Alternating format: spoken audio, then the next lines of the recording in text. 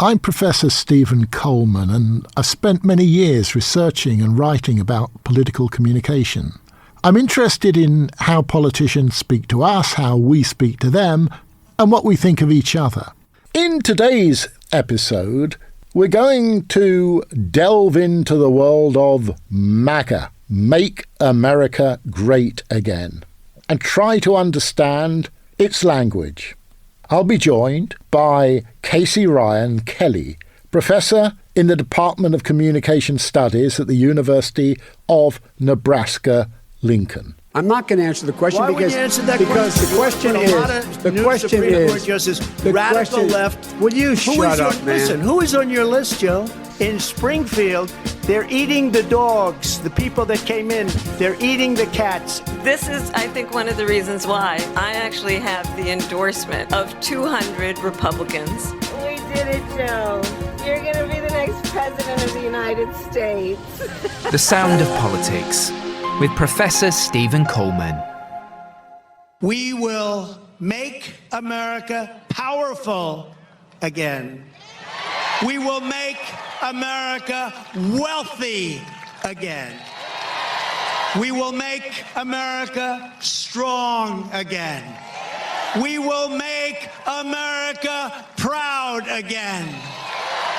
We will make America safe again. And we will make America great again. Excuse me, what the hell is this man shouting about? What do these words actually mean? How are they interpreted by the crowds that love to chant them, turning themselves into the fevered echoes of their leader? MAGA, Make America Great Again. 4 words.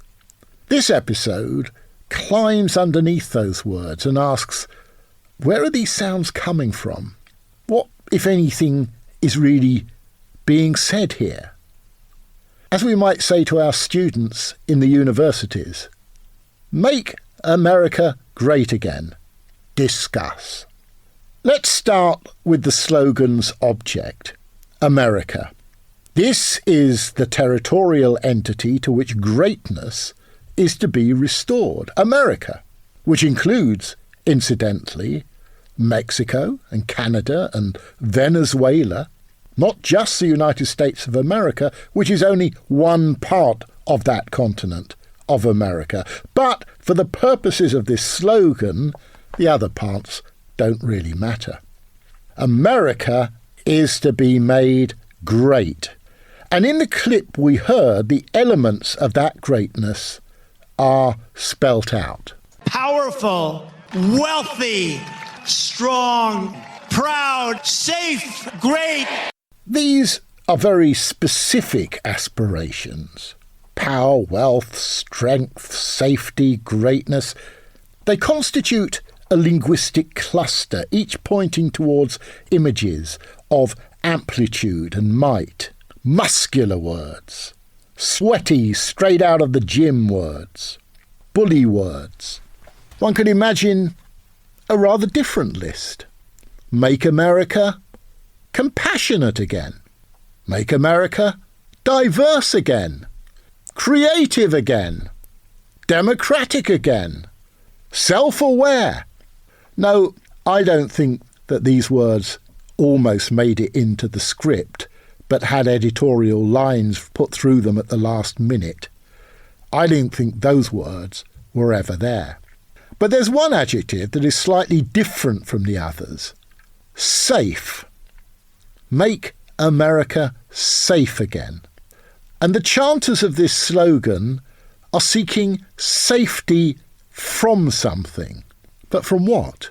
In 1964, Richard Hofstadter published a seminal essay entitled The Paranoid Style in American Politics. He argued that from time to time, American politics has been captured by what he refers to as, quote, heated exaggeration, suspiciousness, and conspiratorial fantasy, unquote. And what runs through these various manifestations of fear is a sense that some unknown enemy is going to take away from the American people their very identities. Sometimes this imaginary enemy was a Jesuit, sometimes a Freemason, sometimes a socialist. These days it's a Mexican, some other immigrant. The label hardly matters. The key feeling is that safety is somehow at stake. Not just physical safety, which is threatened by hordes of pathologically violent criminals rushing over the border, but moral safety, the stability of a set of homely values.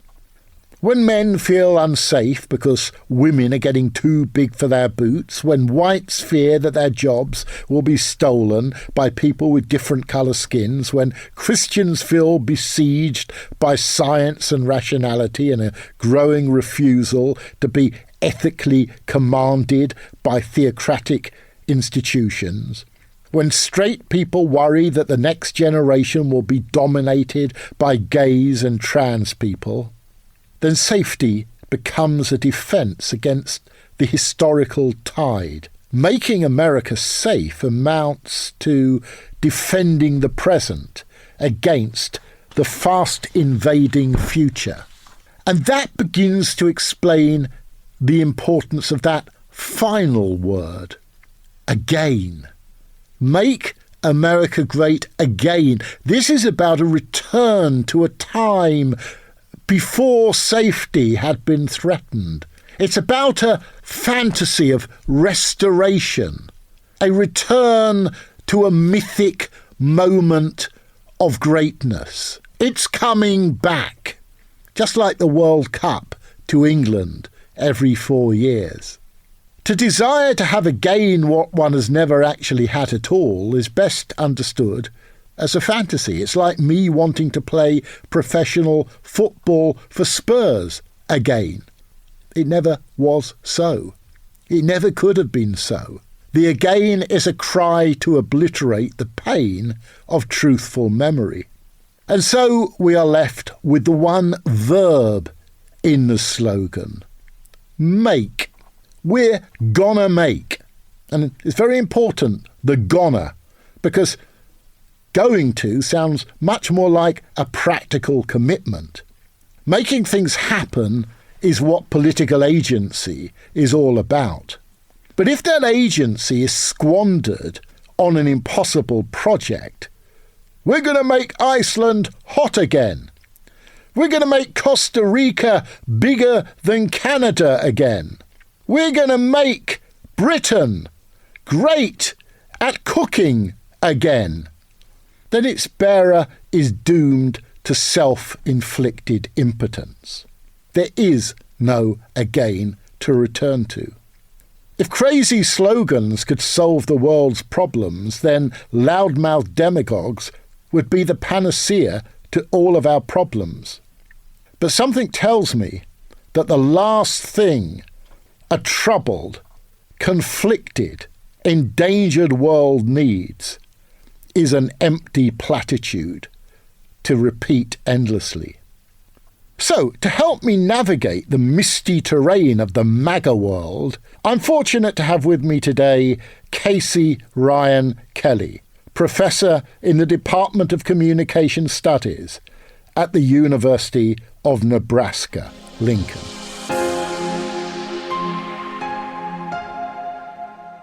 The presidential campaign that we've just witnessed in the United States was, by almost any standards, truly awful. Looking at it as an outsider, one asks the question, how did political rhetoric get quite so bad? Well, I think that there are probably a variety of causes, but the one that I think is I'm most qualified, I think, to speak about has been the fragmentation of our media landscape. I think is one thing that accounts for how unhinged a lot of the rhetoric in the election has become. And what I mean by that is that because there's no authoritative voice when it comes to national media. Most people get their media in a fragmented environment where it comes through social media, YouTube and viral videos, or it simply doesn't come to people at all. And so I think that the decline in local news, local newspapers, but also national news that was, by and large, news that was not politically partisan and was what everybody watched often simultaneously every night with dinner. And so I think what that has done is it's in some ways fractured our social reality, where we live in separate realities from one another.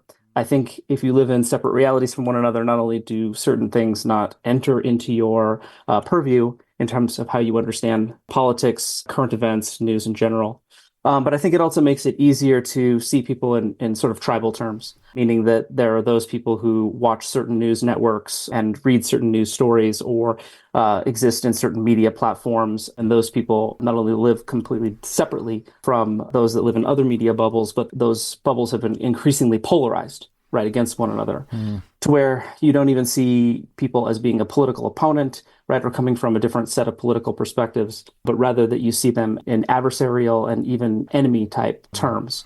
And once you can begin to sort of dehumanize the outgroup and see them as being not just having different opinions or different visions of where the country should go, different perspectives on politics, but that they are an existential threat to your existence, that I think makes it much easier to dehumanize, but also that the rhetoric is also increasingly, well, for lack of a better term, unintelligent, meaning that people can have lesser or greater degrees of information available to them, or that they choose to pick that information up. And so it's possible for conspiracy theories and wildly inaccurate stories to circulate throughout our media landscape. We're very susceptible to misinformation and disinformation that comes from outside sources, even outside the United States, and that plays into an increasingly polarized electorate. And so you see the intensification of language that is increasingly otherizing, dehumanizing, and sees people not as neighbors, but as enemies. I mean, I find that a really compelling analysis, and I think it's well put. But let me kind of play devil's advocate here, which is, I guess, when you speak about an authoritative source, in Britain we have the BBC, and most people tend to trust that more than they trust other sources. You could argue that there's a problem there as well, that the authoritative source itself can become stifling. It can create a kind of false notion of homogeneity. I suppose what you're arguing for is a middle ground. Is there a practical middle ground? I see your point. I think that prior to the internet, prior to the prominence of social networking sites, there was still, I think, a very salient and persuasive critique of the conglomeration of American media, right? In the United States, right, our media is owned primarily by 3 or 4 major conglomerates. And right, you can trace any individual company is typically under a larger shell company.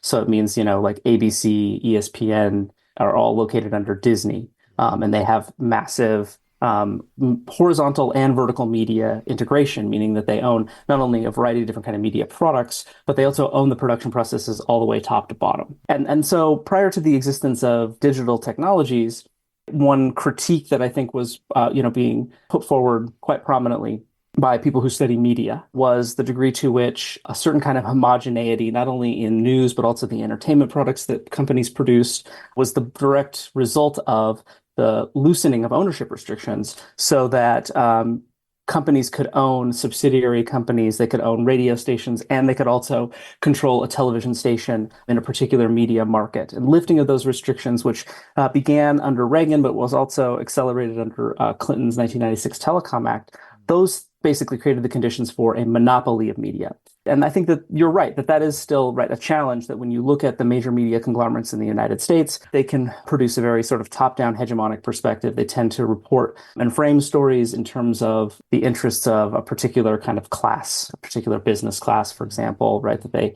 run stories on, not on corporate malfeasance, but on welfare fraud or something like that, really reflects the perspective of someone who reflects the perspectives of those who own the media systems in the United States. Yeah. And so I don't want to disregard that, because I think that having those authoritative sources, but having them owned by a small number of billionaires, right, is obviously a very big problem in US and global media overall. So I absolutely agree with that point.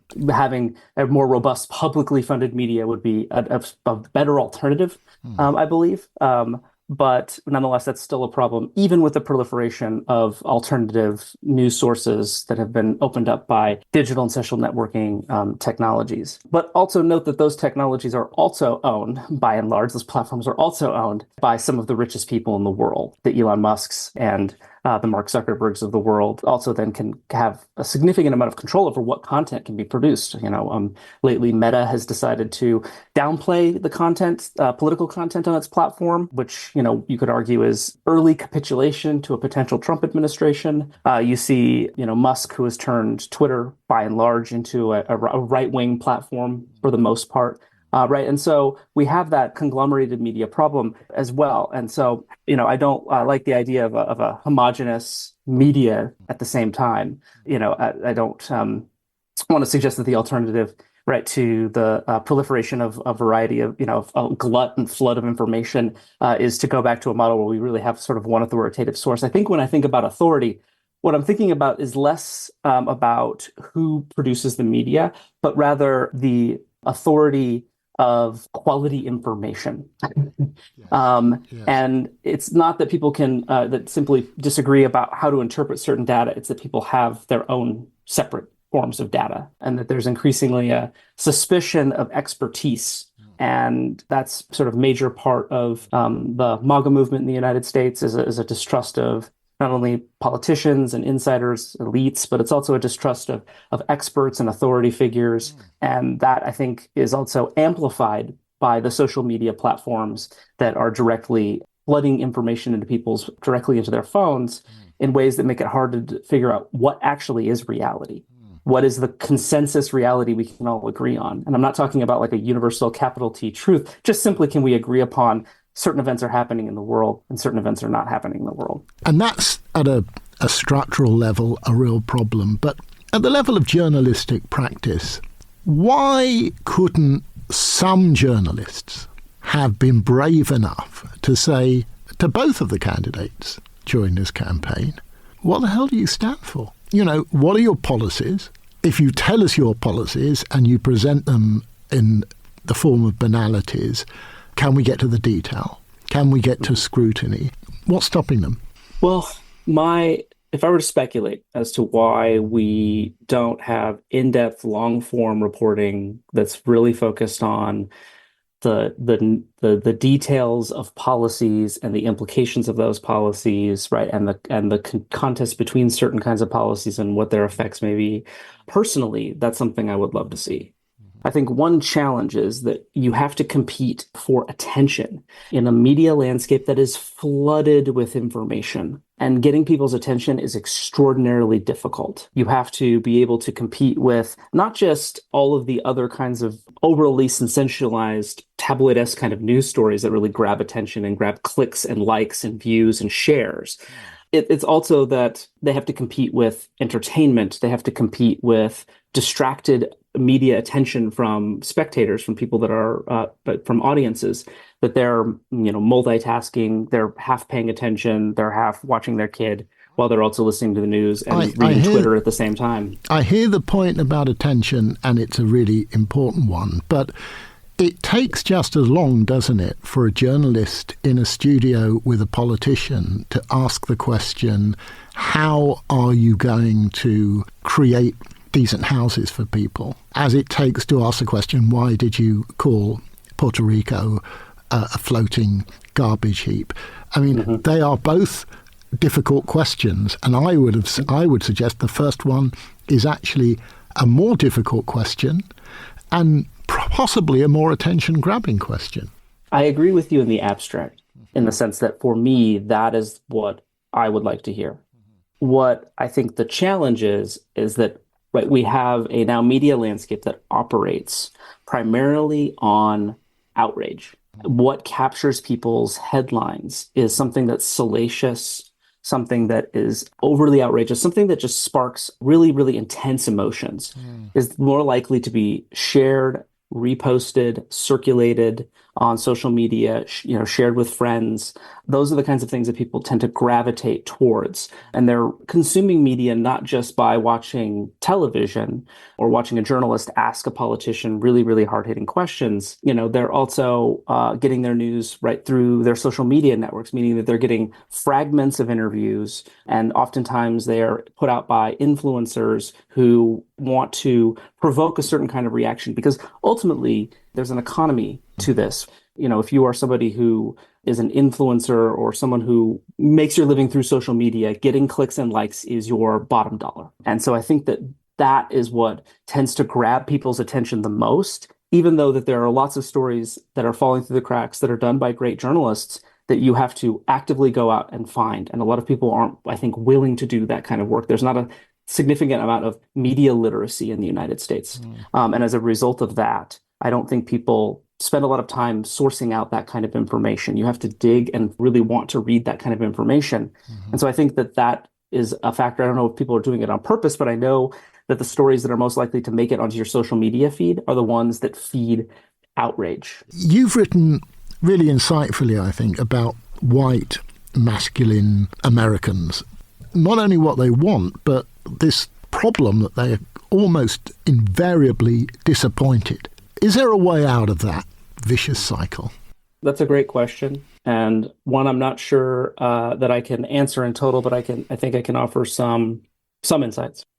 So I think that one challenge to the way in which contemporary white masculinity is working in the United States, I think one of the challenges is that there's not a lot of people talking to young white men. And I think that the far right in the United States kind of recognize that. And so they are directing a lot of their messages specifically to people that listen to podcasts like Joe Rogan or other kind of somewhat right-leaning kind of podcasts and other kinds of media sources.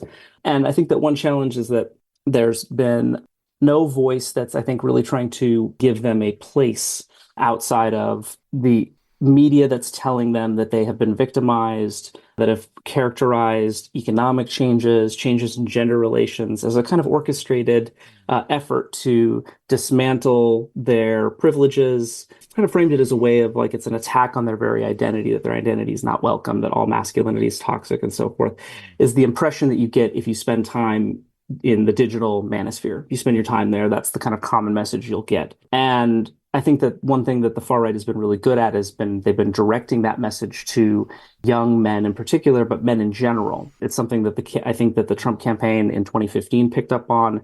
It's something they've heavily invested in this election in particular. There needs to be messages to young men telling them that masculinity can be something other than what it has been, right? That masculinity doesn't have to be organized, around subjugation of women, women's oppression. It can be organized around helping people. It can be organized around empathy. There's a whole lot of other messages about what white masculinity can be. But I think that there's a lot of powerful forces that are actively antagonizing men with messages telling them they have no place in the culture. The culture's been taken from them. And I don't think that is an entirely true message. And I think that the challenge is, how are we going to address these individuals? Because somebody is talking to them. If we're not talking to them, someone is. And that's, I think, part of the challenge. I really like that answer. But isn't it dispiriting in that sense that here you've got two candidates in the States, one of whom is attracting these kind of people as well as others, but Trump clearly is appealing to a certain kind of resentment, and male resentment in particular. Here, on the other hand, you have the Democratic candidate who is appealing to understandable anxieties on the part of women who've been legally knocked back seriously in the last few years and are more likely to support her. And what they are doing in their campaign is the safe thing, that Trump is essentially continuing to appeal to those men and Harris is appealing to those women. And as an old-fashioned sort of normative Democrat, it seems to me that democracy calls upon us to do exactly the opposite, that if it's the women who are on your side already, you've got to find a way of speaking to men which is going to win them around. And I wonder whether you have any advice as to how the Democrats and liberally inclined political people in general should be doing that. She did a tour of digital spaces that oftentimes are overlooked by national campaigns. Even though she did not go on Joe Rogan, although there are definitely stories reporting that she was trying to go on his podcast, but that they couldn't agree on the amount of time. Joe Rogan notoriously has 4 or 5 hour long interviews. And so that's really something that I don't think they could have given up the time for that. But she did go on a variety of shows that reached audiences that are not just motivated by the Dobbs decision and that are voting for reproductive justice. It reached out to, went on the podcast of Charlemagne the God, who has a large following of Black men in particular, and went into some spaces that are similar to that, that are reaching people that tend to tune out the election or don't think that they're included in the national electorate in any way or being addressed. And I thought that was smart, and I think that they should continue to do that. Yeah. And finding the spaces where people who have tuned out of politics altogether, that don't really participate in the political process, reaching those people, especially reaching for young white men, I think is really valuable. There's also a number of ads that I thought were targeted particularly at men, trying to target men who maybe find themselves more conservative, but maybe MAGA doesn't appeal to them. And so I recently saw an ad in which a number of men were going to the polls together. All the men were talking about how they were going to vote for Trump. And they kind of showed a man who seemed like he was a little uncomfortable with it, but was kind of going along with the crowd. And they told him that your vote's private. You don't have to vote because your friends are voting this way. You can choose to vote how you want. And I thought that was kind of interesting in terms of intervening into the kind of group dynamic that explains the way in which the MAGA movement is so powerful. Final question. I suppose I'd quite like to end these things with a personal question. And the personal question is, as a scholar, as someone who has to try to make sense of the world for yourself and for other people, what's the first impulse?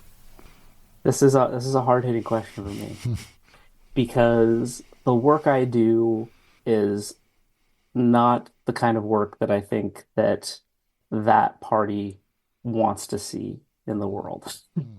Right? So one thing that comes to my mind, and it's like you have to take a lot of factors into consideration and not let fear and anxiety kind of overtake you. But there are some sort of genuine fears that the line of work that I do, working as a university professor, there's going to be a lot of antagonisms coming with not just like the intelligentsia in the United States, but with universities in particular. So one thing that concerns me very personally is, will I be able to keep my job? Will I be able to continue to produce the scholarship that I produce? Those are legitimate concerns. I don't want to get carried away in thinking that I'm going to be, jailed and put in a camp or something like that. But I do think that it does make my job a lot harder when you have a party that is inimical to education, particularly public education and public universities, which have long been an antagonism for the right, since the 1960s in the United States. They have been the center point of a lot of outrage and a lot of, organizing campaigns to suggest that the university system is, ideologically indoctrinating students. We don't see it that way. It's going to be hard years ahead. It's not just like fear for my own personal, well-being. I worry about the well-being of the students too. And also having to live through a period where antagonism will be a part, polarization will be a part of daily life. And the ruthless politicization of everything will, I think, come to its full fruition during that period. And that's what kind of has me concerned and has me worried. I worry about people that are in positions of more vulnerability than myself, right? I'm a tenured university professor. I have certain protections that, are not total, but do support me. But I worry about my untenured colleagues. I worry about people that are entering the professor. I worry about students seeking an education overall. That there are people that don't have my gender and do not have my race, and will be therefore more likely to suffer the repercussions of a second Trump administration. That's what is the kind of thing that keeps me up at night. Your comments have been really illuminating, and I wish you well, and I hope that we can continue the conversation. Thanks very, very much for your time. Thank you. It's a pleasure. His backbenchers say it's embarrassing. Your words. Is everything okay, Prime Minister? Prime Minister! Well, Mr. Speaker, I tell you what's not working. It's that line of attack. You turn if you want to. The ladies not for turning. And I want you all to know that we are fighting the fake news. It's fake, phony, fake. The Sound of Politics with Professor Stephen Coleman. Hello, it's me again. Well, if you enjoyed that episode, perhaps you'd like to listen to a previous episode entitled How Does Politics End Up with an Assassination Attempt? In that episode, I speak to Professor Robert Asen from the University of Wisconsin. Yes, I think there are many things to be worried about. I think the influence of money in politics, the rise in far-right politics, not only in the United States, but across the globe, the effort to divide people, to think in terms of us versus them, rather than to find those things that bring us together. All of those things are causes of great concern and should cause us worry. At the same time, I think we can find examples, perhaps not necessarily at the national level all the time, but sometimes, and certainly at the local level and elsewhere, people working together in a spirit of democracy and sometimes really addressing very difficult issues and differences and doing so in ways that are productive.